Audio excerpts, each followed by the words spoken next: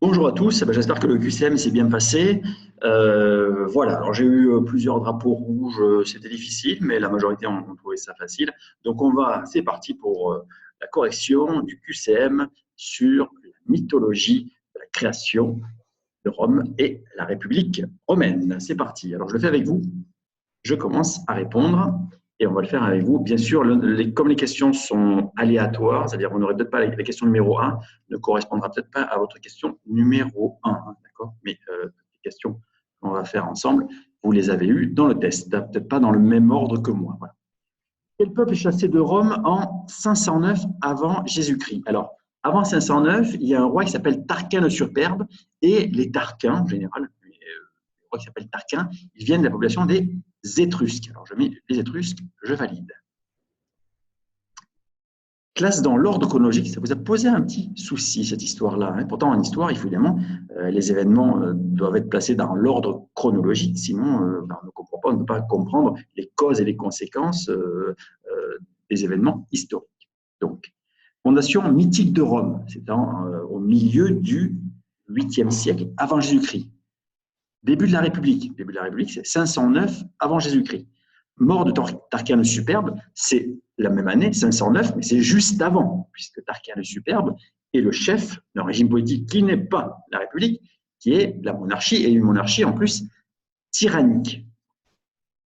La mort d'Énée. Ah, Énée, si vous avez regardé l'arbre chronologique de Romulus et Rémus, Énée est un arrière-grand-père de ces deux jumeaux supposés. Donc, la mort d'Énée, c'est bien avant la fondation de Rome. D'ailleurs, disons, 9e siècle avant Jésus-Christ, ou au début du 8e siècle avant Jésus-Christ. Naissance de Romulus.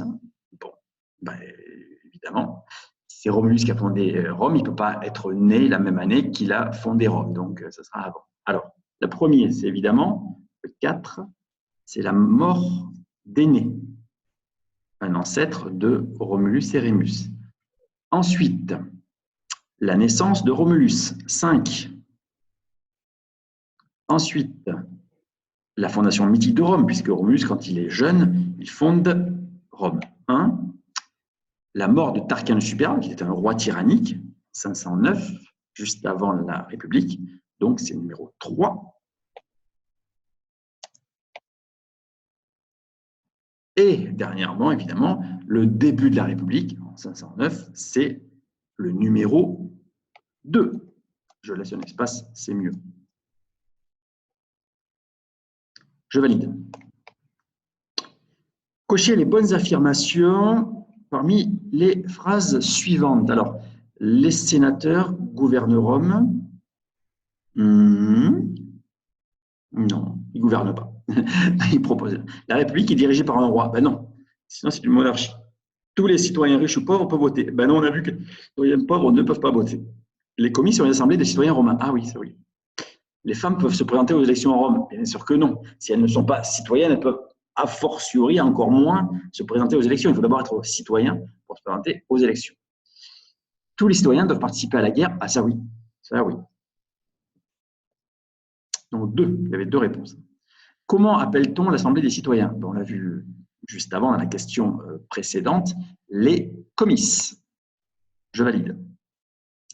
Les critères pour voter dans la République romaine sont plusieurs réponses possibles, donc il faut cocher plusieurs réponses, minimum 2. Alors, et oui, être un homme, c'est un critère. Avoir 16 ans, non. Il faut avoir plus que 16 ans, c'est 20 ans. Hein. Font partie des citoyens riches. Oui.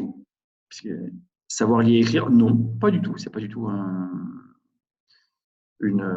critère de sélection. Et ne pas être citoyen, bien sûr, évidemment, c'est le contraire. Il faut être citoyen. Donc, il y avait 2 réponses. Hein. Être un homme et faire partie des citoyens riches. Je valide. Même si tous les hommes, évidemment, à Rome, ne sont pas citoyens. Les esclaves, par exemple. La mythologie nous raconte, sur Romulus et Rémus, qu'est-ce qu'elle nous raconte? Qu'ils ont des ancêtres troyens. Et oui, Énée est le fils du roi de Troie. qui a été battu sèchement par les Grecs avec le stratagème, on l'a vu ensemble, du cheval de Troie. Troie a été incendié, Troie a été rasé et tous les Troyens ont été soit massacrés, soit exilés. C'est le cas de Énée qui est parti vers l'Italie. Donc, ils ont des ancêtres troyens, oui. Qu'ils descendent d'Ulysse? Ben non, parce qu'Ulysse, il n'est pas troyen, il est grec. C'est le roi d'Ithaque et c'est l'ennemi des Troyens, rappelez-vous. Ils seraient des héros? Ah ben oui, oui, bien sûr, je valide. Parce qu'ils sont, qu'est-ce que c'est un héros dans l'Antiquité, gréco-romaine? C'est un être, alors un être humain, oui, enfin un être humain, oui, qui a l'apparence de l'humain, mais qui est issu d'un mariage entre un être humain et un dieu. Alors, une femme humaine et un dieu, ou une déesse et un homme. Alors, pour Romulus et Rémus, vous regarderez dans l'arbre généalogique, leur papa c'est Mars et leur maman c'est une humaine. Qu'ils ont les ancêtres égyptiens? Ah non, non, pas du tout, pas du tout. Et qu'ils descendent d'Hercule? Non, pas du tout, parce qu'on est dans la mythologie grecque et il n'y a pas de filiation entre Hercule et Romulus et Rémus. Je valide. Donc, il y avait 2 réponses. Quel personnage drapé de rouge en haut à gauche du tableau? L'enlèvement des Sabines de Nicolas Poussin. Alors, c'est Nicolas Poussin qui le fait bien après, on est au XVIIIe siècle, mais il raconte une histoire mythologique qui fait partie de la mythologie de Rome. L'enlèvement des Sabines. C'est qui les Sabines? C'est les filles qui s'appelaient Sabines? Non, les Sabines sont les femmes des Sabins.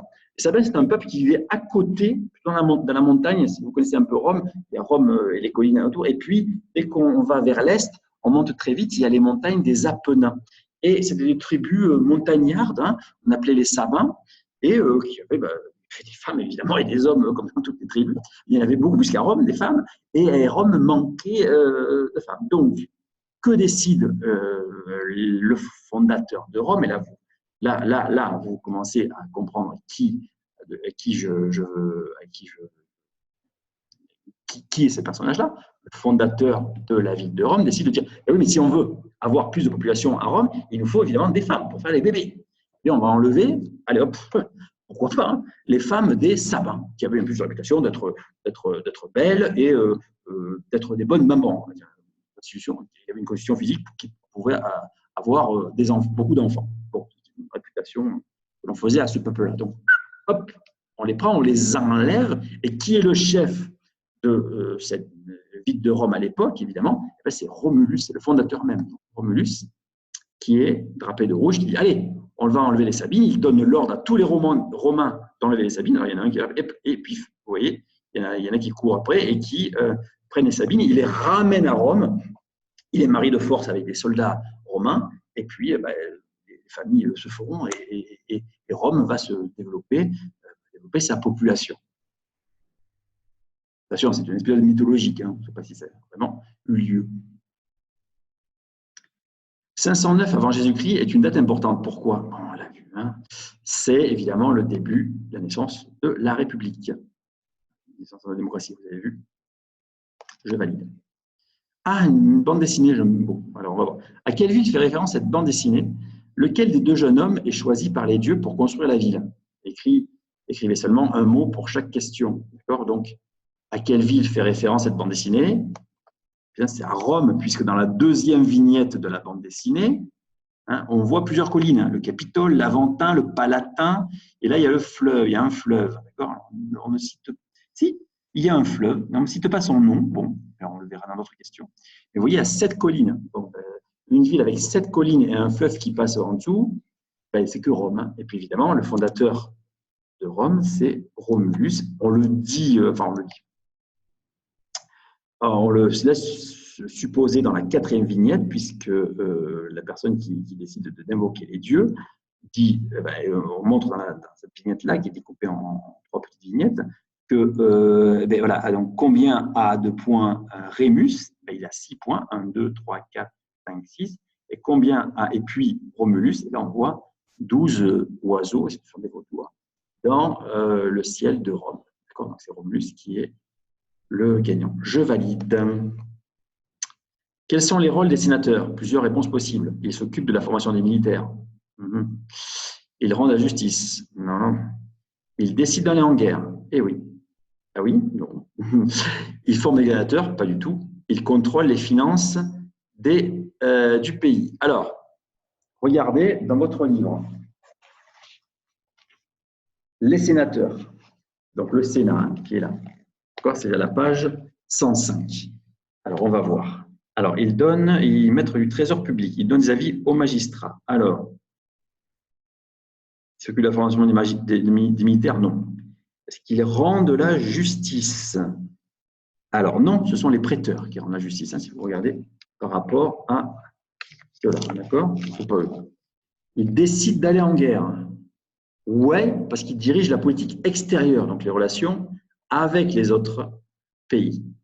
Ils forment des gladiateurs? Non, pas du tout, c'est le rôle de personnes privées, des propriétaires d'esclaves qui vont prendre les esclaves les plus forts et qui vont les former comme gladiateurs. C'est une activité privée, ce sont les businessmen de l'époque qui forment les gladiateurs. Donc, ce n'est pas l'État et ce n'est pas les sénateurs. Ils contrôlent les finances du pays? Oui, parce que regardez en haut, il y a marqué maître du trésor public. Ça a été difficile. Et donc, ils contrôlent les finances du pays. Le trésor public, c'est le contrôle de l'impôt. Donc, si on contrôle l'impôt, on sait à peu près, si on récolte l'impôt, on sait comment on va le répartir après en fonction de la population. Je valide. Ah, cette sculpture représente le Tibre. Oui, mais qu'est-ce que c'est le Tibre? Un héros? Ah bon, non. Un fleuve, un animal mythologique, un roi. Ah non, c'est le fleuve. C'est le fleuve qui passe à Rome. Je valide. Comment appelle-t-on un signe envoyé par les dieux pour prédire l'avenir? Eh oui, c'est un augure. On avait vu dans le premier texte, quand on parlait de Rémus et Romulus. Romulus avait eu une augure, une bonne augure, avec ses 12 vautours dans le ciel. Quel est le nom de la catégorie des citoyens les plus riches de Rome? Ah oui, c'est les patriciens, qui s'opposent aux citoyens les plus pauvres de Rome, qui s'appellent les plébéiens. Je valide. Comment s'appelle le berger qui a découvert Rémus et Romulus? Ah, c'est dans votre livre. Ah, ben oui, c'est pour ça que je vous dis. C'est dans votre livre à la page. Voilà, la page 97. C'est le document numéro 4. Les jumeaux Romulus et Rémus sont abandonnés dans un berceau sur le Tibre par leur oncle Amalus. Mais une louve les recueille et les nourrit avant que le berger Faustulus les découvre et les élève. Donc, c'est Faustulus. Voilà. Regardons le document numéro 3, page 96. Quelle est la nature de ce document? Qu'est-ce que c'est? Qu'est-ce que c'est ça? C'est un arbre généalogique, je pense que vous l'avez fait aussi en France. De Romulus à Rémus, qui survit à la fondation de Rome? Même qui survit avant la fondation de Rome. Évidemment, c'est un piège, une question assez facile, tout le monde a répondu juste presque. Romulus, c'est parti, je valide. Alors, peut-être pas en majuscule. Voilà.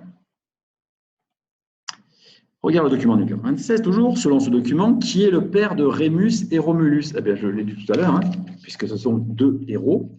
C'est Mars, le dieu de la guerre chez les Romains. Alors, ce n'est pas au programme les dieux grecs et les dieux romains, vous voyez, on n'en a pas beaucoup parlé, les dieux égyptiens, on n'en a pas beaucoup parlé, parce que ce n'est pas au programme de 6e. Mais, si vous voulez, des équivalences, Mars, c'est de la guerre comme Arès chez les Grecs.